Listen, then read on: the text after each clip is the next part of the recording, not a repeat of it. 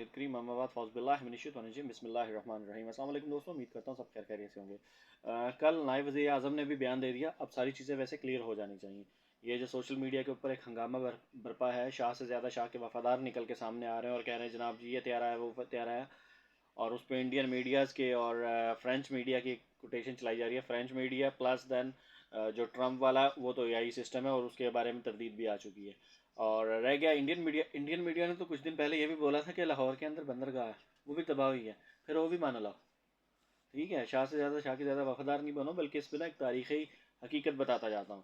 جب کوئی قوم ترقی کرتی ہے یا جس نے کوئی بڑا ہدف حاصل کرنا ہوتا ہے تو اس کا اصول کیا ہوتا ہے؟ سلطان محمد، جس کو ہماری زبان میں محمد کہا جائے گا، محمد ثانی، اور جس وقت یہ برسر اقتدار آیا پہلی دفعہ تو اس کے خلاف بغاوت کی گئی تھی۔ وہ ایک پاکستانی ادارے کے حساب سے ہی ادارہ بنا لیا جائے، لیکن وہاں پہ اس کو یعنی کہتے تھے، اور اس کو معزول کر دیا گیا۔ دوبارہ پھر سلطان مراد سیٹ پہ بیٹھے، سلطان مراد کی ڈیتھ ہو گئی۔ ڈیتھ ہونے کے بعد دوبارہ پھر جب یہ آگے سیٹ پہ بیٹھے اور اقتدار کی نشست پہ انہوں نے قدم رکھا، تو پھر اسی ہی ادارے نے یعنی چیری چیک کر لیجیے گا کہ کیا ادارہ تھا، تو اس ادارے نے پھر ان کے خلاف بغاوت کی اور ان کو پھر معزول کرنے کی کوشش کی، اور پوری کی پوری منظم سازش ہوئی۔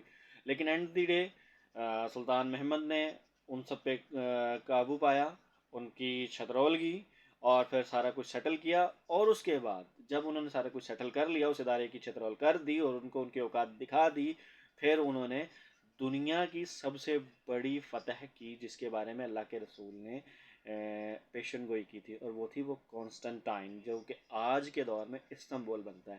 اس لیے یہ ادارہ کنٹرول میں رہے گا تو ملک ترقی کرے گا، ادروائز آپ کا ملک ترقی نہیں کرے گا۔ اور سلطان صلاح الدین ایوبی کے حوالے سے جو کوٹیشن چل رہی ہے وہ جعلی اور جھوٹی ہے، ایسی کوئی کوٹیشن اس نے نہیں کی، اور اگر کی بھی ہے تو وہ تو چھوڑ کے اس کی باتوں کی طرف نہیں جائیں، بلکہ حضرت عمر فاروق رضی اللہ تعالیٰ عنہ نے فوج کو سسٹم کے اور حکومت کے انڈر اور تابع چلنے کا حکم دیا تھا، جس کے تحت حضرت خالد بن ولید رضی اللہ تعالیٰ عنہ جو کہ اپنے حساب سے سٹیپ لے رہے تھے، ان کو واپس بلایا گیا تھا، ان کو معزول کیا گیا تھا، اور ان کو تنبیہ کی گئی تھی۔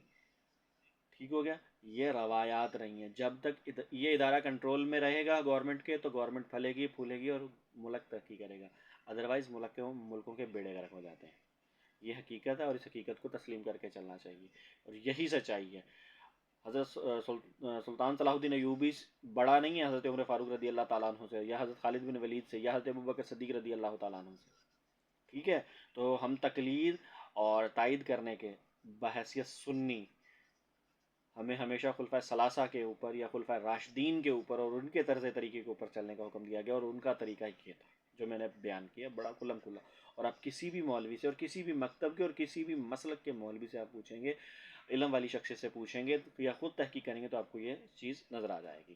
نیکسٹ ویڈیو تک مجھے دیجیے اجازت، اللہ حافظ۔